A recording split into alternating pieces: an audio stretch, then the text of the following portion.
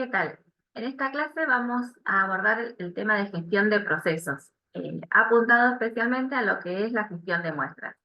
Recordemos los dos elementos del sistema de gestión. Uno de ellos es la gestión de procesos, que es lo que vamos a tratar en esta clase. Un poco para darle contexto al contenido, la cantidad de trabajo que produce un laboratorio no puede ser mejor que la calidad de las muestras que se utilizan para los análisis. ¿Qué quiere decir esto? Que por más que yo tenga un gran desarrollo en los procesos analíticos o post-analíticos, si yo no cuento con una buena muestra, nunca se va a superar la calidad de esa muestra con la que inicialmente parto.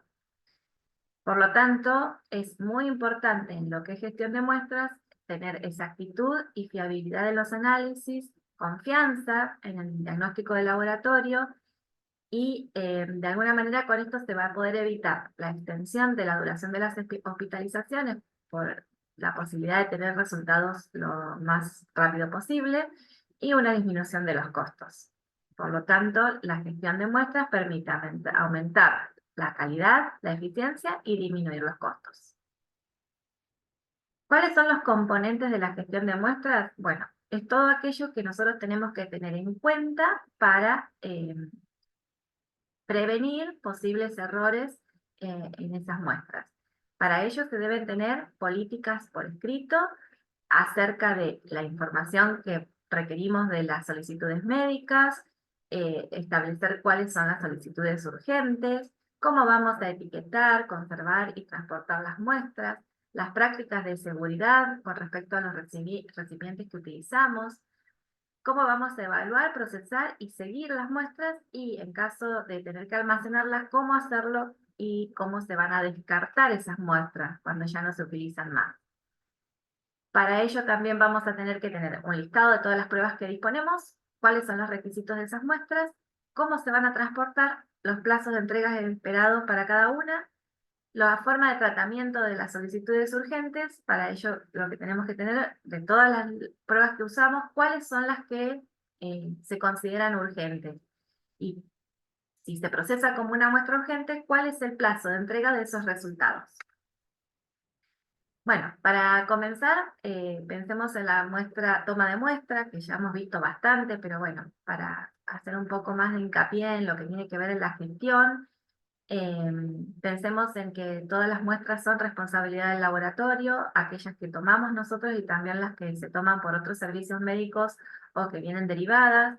Por lo tanto, en estos casos, lo que tenemos que informar acerca de cómo se toman esas muestras, qué recipientes se van a tener que utilizar, cómo se tienen que etiquetar y al momento de llegar al laboratorio verificar todas estas condiciones. Bueno, toda la información que ya sabemos de las solicitudes médicas, que no vamos a mencionar nada más acá. La toma y conservación de la muestra va a variar, depende del tipo de análisis que se está requiriendo y al tipo de muestra, por lo tanto, cada laboratorio debe definir sus procesos de toma y de conservación de las mismas. Los instructivos es una herramienta muy importante para establecer estos criterios y para informar estos criterios, sobre todo acerca del ayuno, del etiquetado, la identificación, el tipo de muestra, el recipiente. Y en aquellos casos que se requiera una manipulación especial, como puede ser la conservación de la luz, hay que tener también disponible alguna forma de poder comunicarlo. Los instructivos tienen que ser claros y se deben entregar al paciente junto con una explicación también de forma oral para que se refuerce el contenido del mismo. El etiquetado, cada lugar va a tener un sistema de etiquetado, pero que se debe respetar y ser el mismo para todos los trabajadores del lugar, donde se indique en ese etiquetado en lo posible datos del paciente, como el nombre, apellido, el DNI, una identificación de la muestra, que podría ser una identificación del día de esa toma de muestra, más algún código o un número que se establezca desde el laboratorio. Los análisis que se soliciten, la hora y de la toma de muestra y podría también incluirse las iniciales de la persona, fecha de nacimiento, otros datos más. Nosotros debemos verificar la calidad de esa muestra antes de analizarla, como si está etiquetada correctamente, porque, o sea, nosotros tenemos establecido las políticas para la recepción de esas muestras o para la toma de las muestras, pero aún establecidas todas estas normas, puede que algunas muestras se escapen a estos controles, por lo tanto, tiene que haber algún otro punto de toda la línea de procesamiento donde podamos identificar alguna posible falla. Entonces, antes de analizar, verifico el etiquetado, la cantidad de muestra, el tubo correcto, si está en condiciones adecuadas, si la solicitud se corresponde con el tubo o de la información que se necesita. Entonces, es otro punto de control. Y en caso de encontrar alguna falla, lo que tenemos que hacer es rechazar esas muestras. Lo tanto, también debemos tener criterios de rechazo de muestras y seguir estas muestras estrictamente. Muchas veces es muy difícil rechazar una muestra porque sabemos que es un paciente, no es una muestra solamente, sino que atrás de esa muestra hay una persona que tiene alguna condición, puede ser de salud o de enfermedad, por la que se está haciendo ese estudio, que muchas veces sabemos que las muestras cuestan sacarlas, que los pacientes tienen las venas muy complicadas, que a veces se los tuvo que pinchar más de una vez. Generalmente cuando tenemos escasa muestra es porque fue una extracción dificultosa. Entonces, realmente lo pensamos dos veces antes de rechazar una muestra, no que no me completó el volumen, la rechazo. Entonces, siempre tratamos también de dar una resolución a eso, pero que no sea a costo de una mala calidad de los resultados, ¿no? Por lo tanto, cada tanto debemos hacer una revisión periódica de los motivos de rechazo y la cantidad de rechazos que realizamos de muestras para ver si hay algo que se pueda mejorar. Cuanto más escrito y controlado tengamos todos, es mejor porque vamos a evitar que se rechacen innecesariamente muestras también.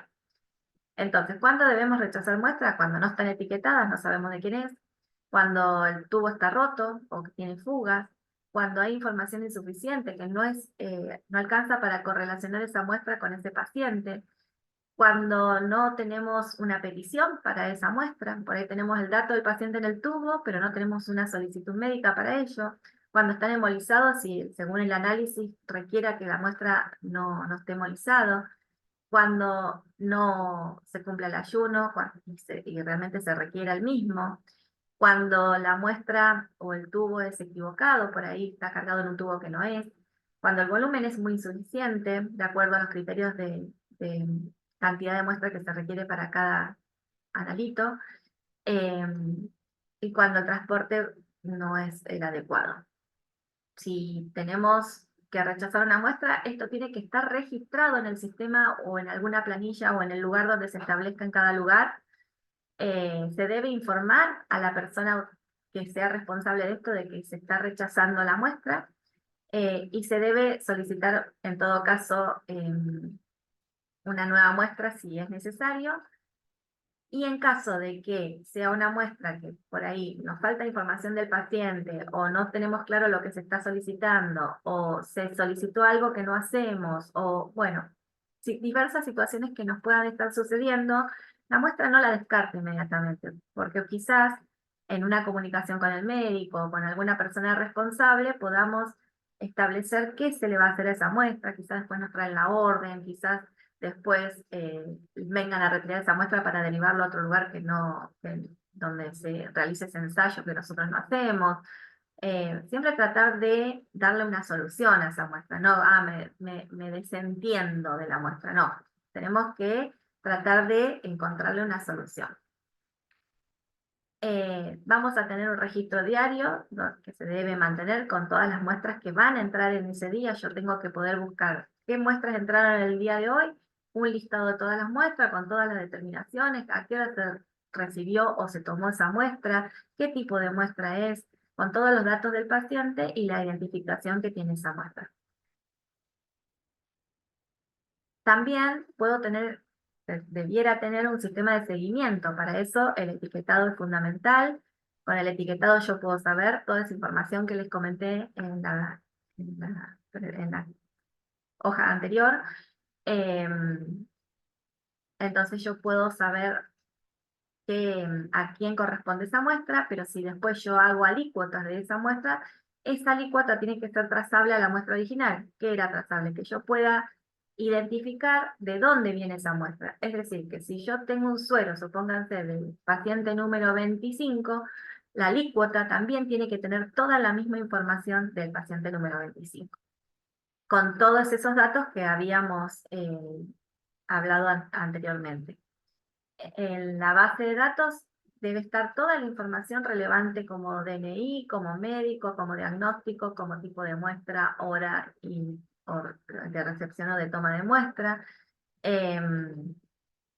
También si cuando se analiza, cuando se informa, cuando se entregan los resultados. Toda esa información por eso los sistemas informáticos laboratorios son tan útiles, porque cada cosa que yo ingrese, modifique, borre, valide y se entregue, está todo registrado. No necesitamos nosotros estar anotando cada cosa y acción que hacemos, sino que por el solo hecho de ingresar al sistema y hacer alguna modificación en el mismo, queda todo registrado.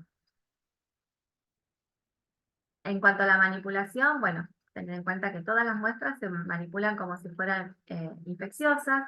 En cuanto al almacenamiento, también debemos tener establecido cómo se debe realizar las políticas de almacenamiento de muestras, cuáles son las muestras que se van a almacenar y cómo deben hacerlo, el tiempo y el tipo de conservación, en qué lugar se van a conservar, las condiciones y cómo se organiza ese almacenamiento. Quizás los sueros se almacenan por un lugar, los plasmas por otro, los hemogramas, las orinas por otro, todo eso tiene que estar bien establecido. Y en cuanto a la retención de muestras, son aquellas muestras que, de acuerdo al laboratorio, van a ser conservadas después de su análisis.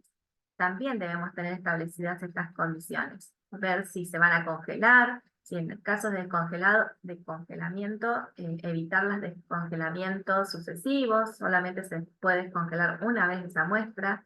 Por lo tanto, debemos tener planificado cómo vamos a guardar esas muestras en un sistema que esté bien organizado y que solamente se saquen de ese sistema aquellas muestras que van a ser usadas para algo. Y hacer una revisión periódica para que cuando haya que descartarlas, realmente se descarten las que se deben descartar. Uno puede tener establecido de almacenar muestras por un mes, por 2 meses, por 3 meses, por una semana, por lo que sea necesario o que considere el laboratorio prudente. Nosotros, por ejemplo, en el laboratorio lo que hacemos es retener las muestras después de validadas hasta una semana después de la extracción, en el caso de los sueros, que son los que se pueden conservar en el tubo primario una semana.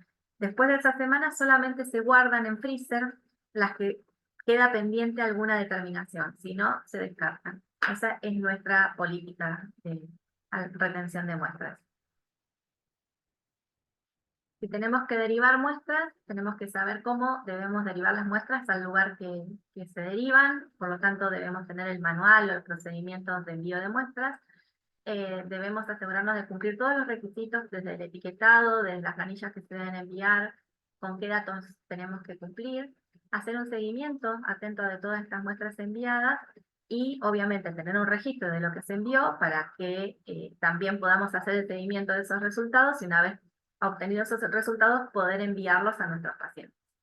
También es importante tener en cuenta los plazos de entrega de los resultados para que si no llegan en el plazo que está establecido, hacer los reclamos pertinentes. En cuanto al desecho de muestras, también tiene que estar bien establecido, es responsabilidad nuestra garantizar que el desecho de los residuos sea en forma segura. Deben estar establecidos los procedimientos, si hay que desinfectar las muestras o cómo se van a descartar. Un poco esto ya lo hemos hablado en clases. Y en cuanto al transporte de las muestras, es muy importante para aquellas muestras que van a ser derivados a otros lugares o incluso dentro de la misma institución, en distancias cortas. Si nosotros enviamos muestras a través de terceros, estas personas deben saber de qué tipo de material y deben estar instruidos de cómo proceder con estos materiales, porque debemos garantizar la seguridad de las personas que manipulan estos materiales. Los requisitos de seguridad Tenemos que tener en cuenta que pueden haber transporte de muestras a través de vía aérea o por tren o por carretera, y por lo tanto, de acuerdo a dónde se envían las muestras, debemos tener considerar aquellos requisitos que están establecidos eh, por diferentes organismos, ¿no? Por ejemplo, está la Organización de Aviación Civil Internacional, el ICAO, que tiene sus normas de envío de muestras biológicas, como la Asociación Internacional de Transporte Aéreo, que se llama IATA, o agencias ferroviarias de tráfico y rodado, servicios postales, empresas de mensajería privada puede que tengan sus propios requisitos, y por lo tanto debemos cumplir con estos requisitos de acuerdo al tipo de envío que estemos realizando. Muchos países lo que adoptan son las reglamentaciones de la ONU, donde se establecen diferentes categorías: tóxicos, explosivos, líquidos inflamables. Bueno, nosotros estaríamos dentro de lo que serían las sustancias infecciosas en general. Bueno, podría ser también sustancias peligrosas, donde se las clasifican dos tipos o tres tipos, mejor dicho, de categorías: A, B y las que están exentas. Las sustancias de categoría A, que se llaman ONU 2814, son las que son infecciosas, capaces de provocar una incapacidad permanente o enfermedades que son potencialmente mortales en humanos o animales. Por lo tanto, se consideran infecciosas para el ser humano.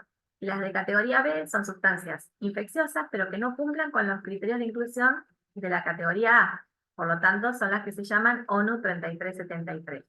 Y exentas están todas aquellas que no cumplan con ninguna de estas categorías, donde los requisitos de embalaje y de envío puede que difieran también.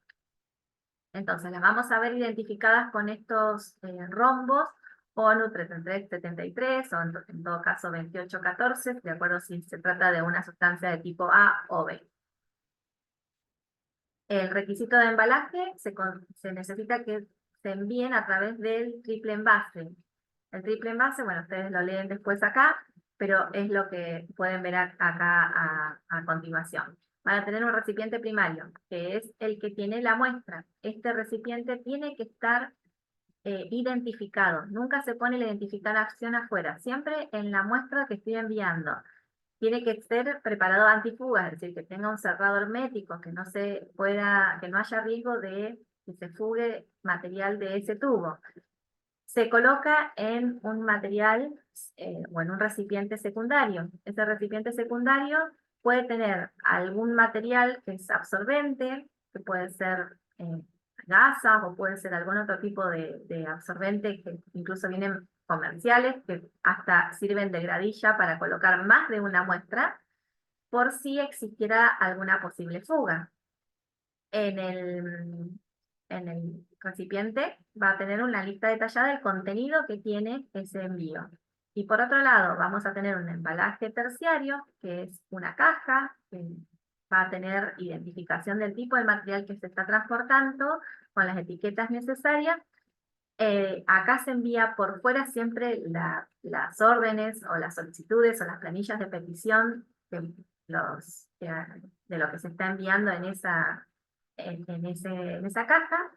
Tiene que ser una caja tipo de cartón o de plástico, no necesariamente es hermética, es simplemente para contener el envase secundario.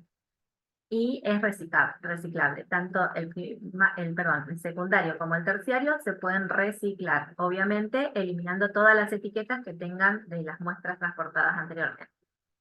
Algunos ejemplos son los que pueden ver acá. Este es el recipiente, estos son los primarios, donde van a ir las muestras, secundarios, y la caja de contención. Lo mismo acá tenemos la caja que va por afuera, fíjense cómo está identificada, con el recipiente secundario donde se pueden meter las muestras adentro. En cuanto entonces al transporte de estas muestras, debemos asegurarnos de cumplir todas estas reglamentaciones, debemos asegurarnos la integridad de la muestra, debemos asegurarnos que el personal que las transporta es personal idónea y que van a cuidar de estas muestras por una cuestión de seguridad propia y del medio ambiente, y se deben cumplir obviamente todas las recomendaciones. Y para cerrar, vamos a hacer un repaso de todas las... perdonen que me viene un estornudo. Bueno, disculpen. de los procedimientos, del listado de procedimientos que indica el MA3, fíjense todos los que tienen que ver con esto de la gestión de muestras. El procedimiento 12, el 13 y el 14, que son de preparación, obtención y manipulación, conservación y transporte de muestras, así como la identificación y procesamiento de muestras urgentes, de aceptación y rechazo de muestras derivadas, de almacenamiento de muestras y de derivación de muestras a otros laboratorios, ¿sí? Todos estos procedimientos para acreditar por el MA3, a través de la Fundación Bioquímica Argentina, deben estar escritos los procedimientos de cómo realizarlo. Bueno, con esto terminamos la clase, espero que anden muy bien.